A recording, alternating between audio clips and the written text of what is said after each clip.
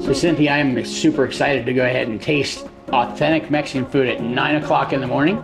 So what are we going to be eating today? So the first dish that we are going to try is our birria omelet. This is cooking since you were 15 years of age. Exactly. And that birria sauce? Really good. Yeah.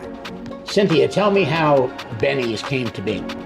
Well, Chris, ever since I met my husband, he's been cooking at the age of 15, and his passion has always been to open up a restaurant of his own. You're telling me this is your first attempt at running a restaurant with food this good? Yes, Chris, it's no joke. So dish number 2, this looks absolutely amazing. It is a ton of food. What are we eating? Here we have our steak and eggs with hash browns and beans. Cynthia, you could have brought this amazing, authentic Mexican food to any town in the United States. Why Pagosa Springs? Well, Chris, we just thought Pagosa was a beautiful town, and we loved the people, and we just thought it would be great to raise our kids here. Cynthia, thanks so much for the amazing food this morning. It really was a treat.